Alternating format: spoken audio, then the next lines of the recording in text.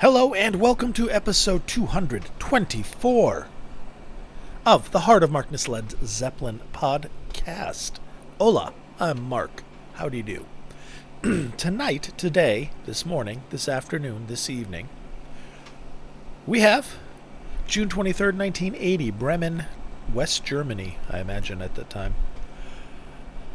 Remastered by NakedEye 25. And he does good work. I like his work, and the Led Zeppelin soundboards do nothing to highlight the Led Zeppelin tour of 1980 over Europe. It's, well, we all know how they sound. They don't sound great. But they make Jimmy sound thin. It just the bass, and, he did a good job of beefing it up a little bit, widening the spectrum a touch, and just making it sound more balanced. And I appreciate that, because the better the sound, the better one can appreciate what is not the worst tour in the world. It is, it's their last tour.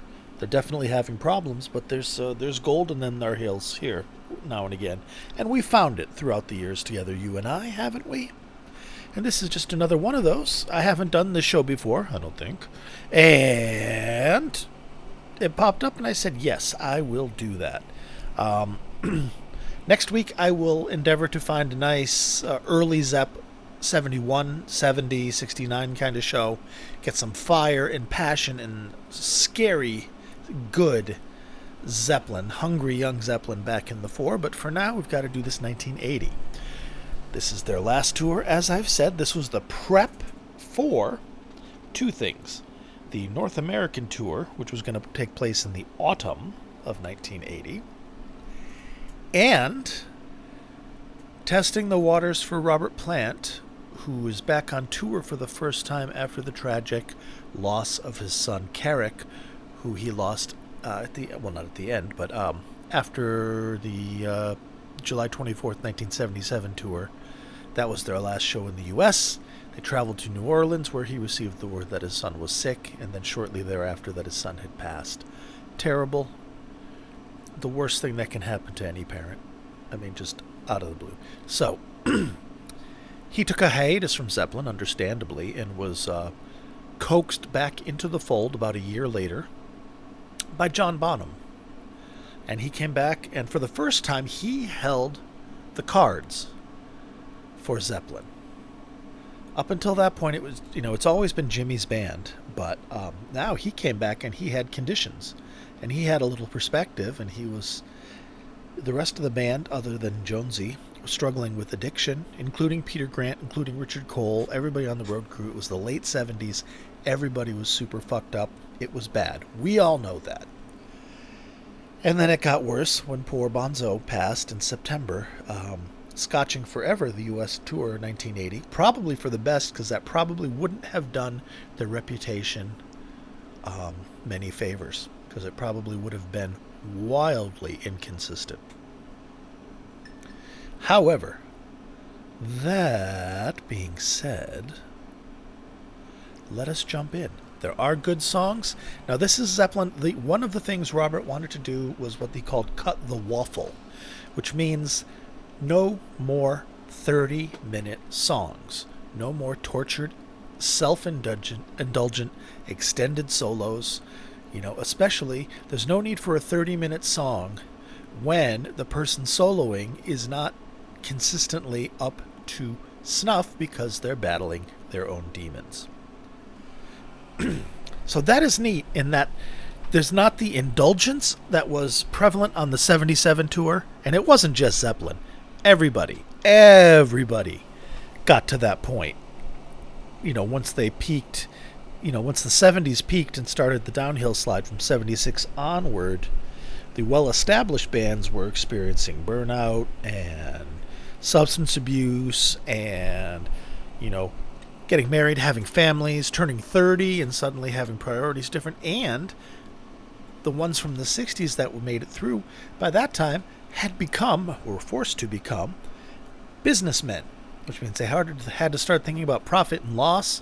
Like how Paul McCartney got after Brian Epstein died. he kind of took the reins because somebody has to. This time Robert came back and said, hey, here's what I'm going to do. I will come back if the following happens. No more bullshit solos. No more long things. I don't know why. I mean, they kept White Summer Black Mountainside for Jimmy's ego, even though it was torturous, this tour. But, by and large, songs lasted about 10 minutes max, which is fine. And there's a nice punk energy. And this tour, up until Bonzo collapsed on... It was in Nuremberg, right? The 27th, I think. I'm going by memory here, so correct me if I'm wrong, which I always am. He collapsed in the middle of, or after Nobody's Fault But Mine, or in the evening or something. He just didn't make it, had to go. And then he came back, he was much, much, much more subdued.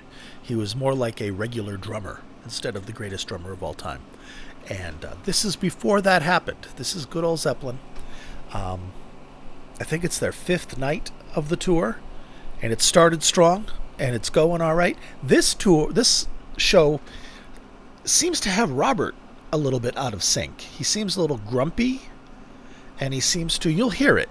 He comes in early in places. You'll hear it a couple of times on the songs I'm playing. When you hear a fuck up, you're going to be like, oh, God damn it, Jimmy. Not this time. Not this time. But it's still fun. It's still good. It's still Led Zeppelin. And it's nice that NakedEye was able to tease more enjoyment out of a recording that wasn't classically that great.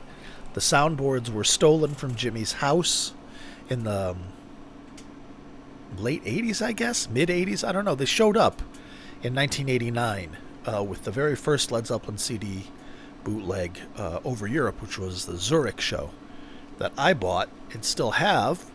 But I don't have the cover. I just have the silvers,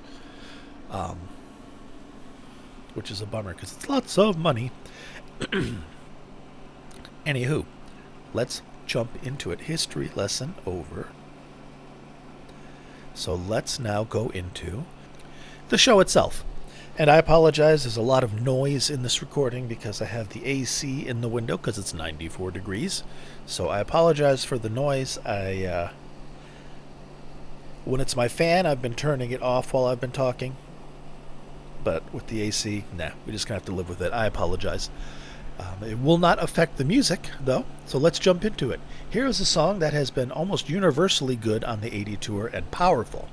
Trampled Underfoot, Foot, Foot, Foot, Foot. And you'll hear Robert on the intro to this. And it's like, this is not happy, hippy, dippy. The vibes are real, Robert. This is a shit show. I told you the vibe. So here we go. Enjoy. This is one we must dedicate to Phil Carson of Atlantic Records, who, if he doesn't get his shit together shortly, will be trampled underfoot.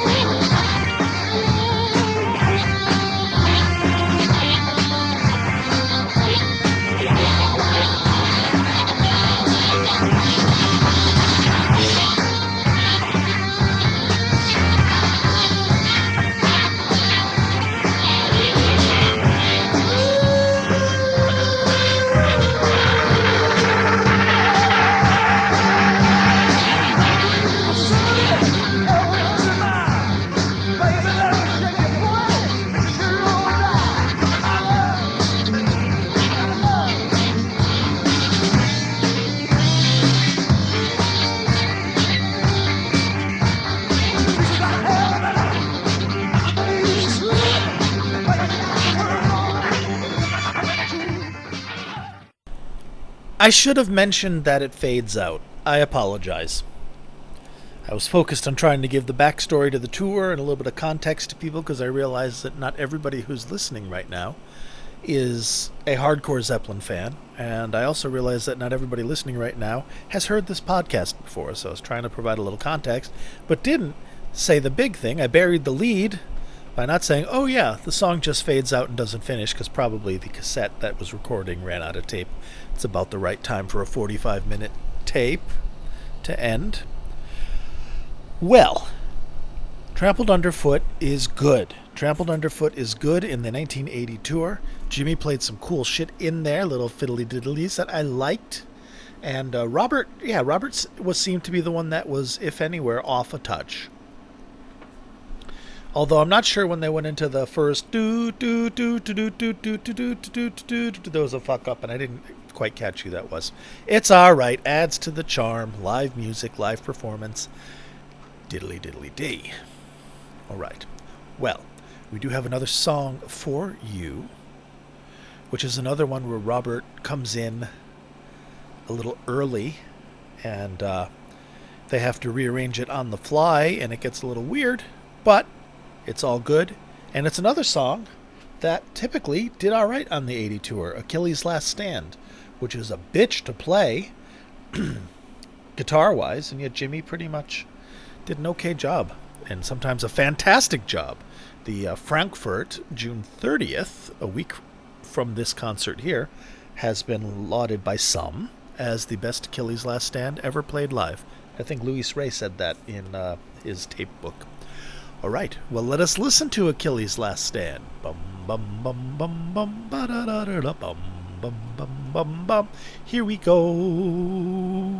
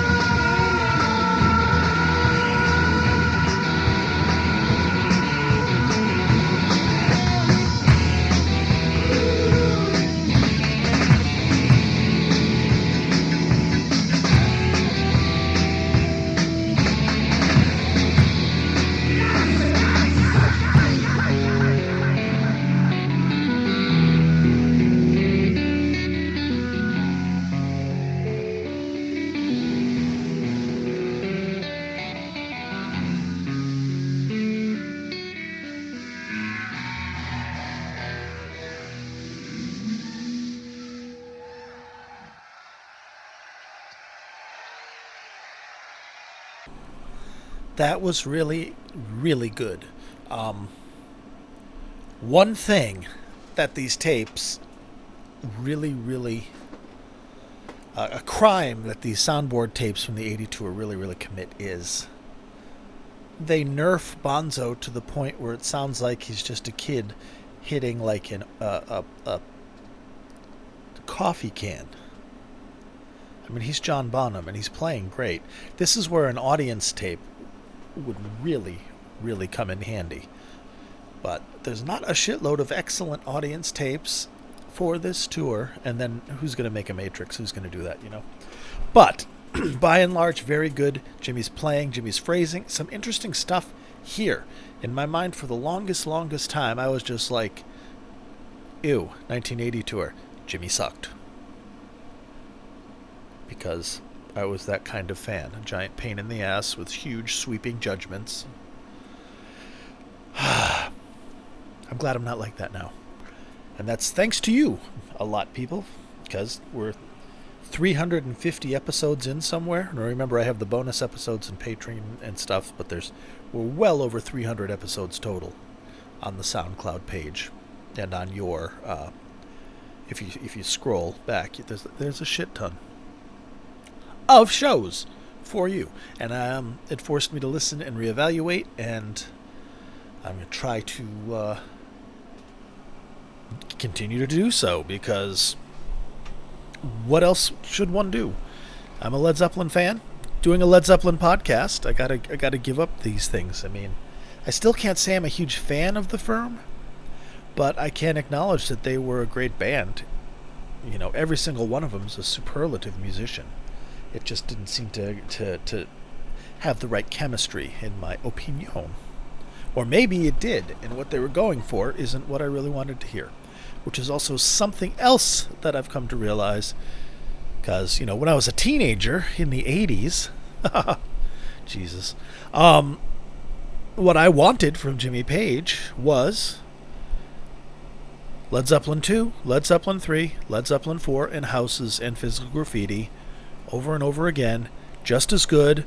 Play that guitar like Led Zeppelin 2, son. Solo, solo, solo, solo, blues, blues, blues, blues.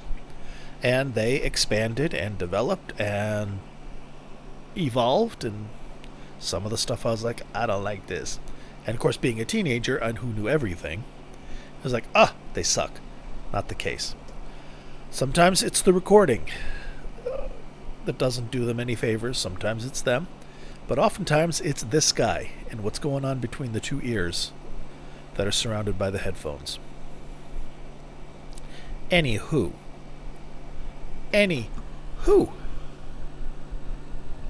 Hey, if any of you have a great earlier show that I have not covered,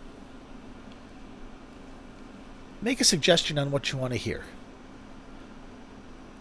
Because, I mean, I keep going back, and I could go back and do Japan 71 again and all that shit again, Blueberry Hill again, because it's so goddamn good.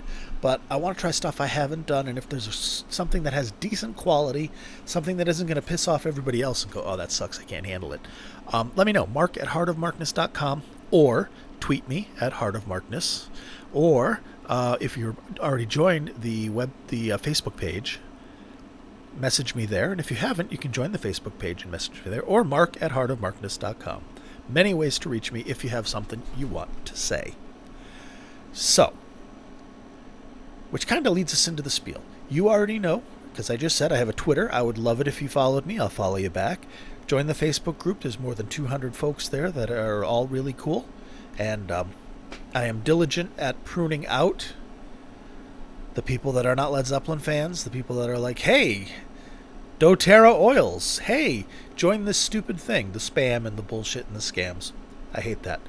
I also have a website, heartofmarkness.com, which is where you can get these shows, the complete shows, that I play for you. Not just the little, the snippets that I play, the entire recording.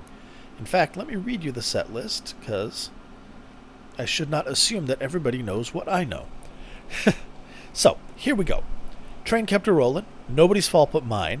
The 1980 version of Nobody's Fault But Mine is awesome, because it's, again, cut the waffle. There's not a minute and a half of, ew, ew, ew, ew. They go right into it with, Nobody's Fault But Mine, Black Dog, Dog, Dog, Dog, Dog, introduced on this night by Jimmy Page. Actually, on all nights, I think, on this tour by Jimmy. In the Evening, the Rain song, Hot Dog, which was introduced by Jimmy Page also on this night. All of My Love, which has one of the simplest solos of Jimmy's career, and he manages to absolutely butcher the fuck out of it. Trampled Underfoot, Since I've Been Loving You, Achilles Last Stand, White Summer, Black Mountainside, Kashmir, Stairway to Heaven, and then the encores, Rock and Roll, and Communication Breakdown. It's always the same. Having a nervous breakdown drives me insane. And that's it. They cut the waffle. They did their shows and hit the road. And all of this, everything you hear, everything you see, everything I present to you, my beloved friends, is 100% courtesy of the support of the people, the titans upon whose shoulders rests this humble yet mighty podcast, my patrons. And I offer them a laurel and hearty handshake to, as my webpage loads, holy shit, the internet is super slow here today. Come on. There we go. Keith and Tilda, Brian, Steve, Big Ed, Medium Size Kenny, John from West Footscray, Picard, Knegarn, Rob from Melbourne, Australia, Wayne from not Melbourne, Australia, Brad, Danielle, Tracy, Other David, Bonzo Billy, and Mimo. Thank you, my friends. You make this happen. All right, and if you want to be a patron, go to patreon.com/heartofmarkness or hit the Patreon button at heartofmarkness.com. See if there's something there for you while you grab those free shows. All this is free, should be free, gonna stay free. Woo-hoo-hoo. All right, friend O's, I'm gonna wrap this up with back-to-back. I'm gonna play both encores, Rock and Roll and Communication Breakdown, back-to-back. Get a little fire, get a little passion, then I'll come back and say goodbye, because it would be stupid for me to stop in between them and go, that was Rock and Roll. Because Rock and Roll is the same every night, like Black Dog. It's Rock and Roll. It's Black Dog. They don't stretch it out. And Communication Breakdown? Well, why don't you just listen? Talk to you in a few.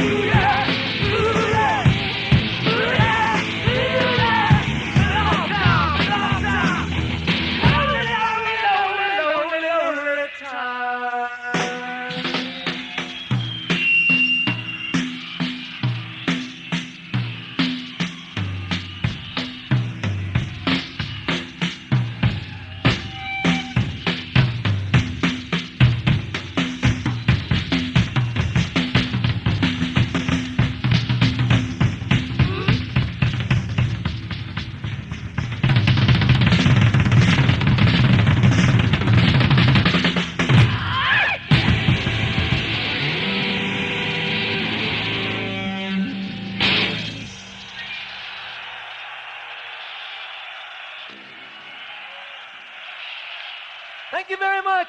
Good night.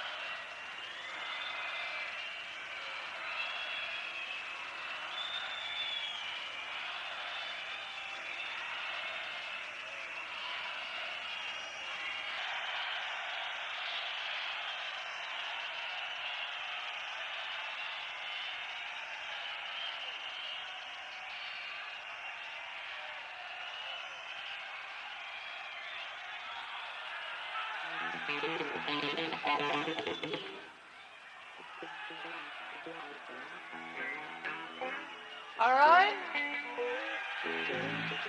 Think it feel alright.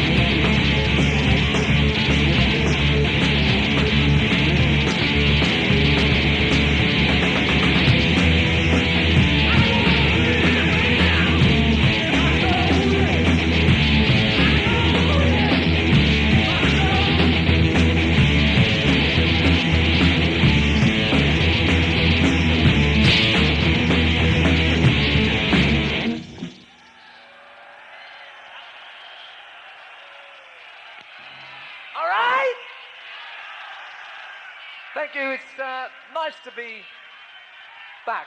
Good night.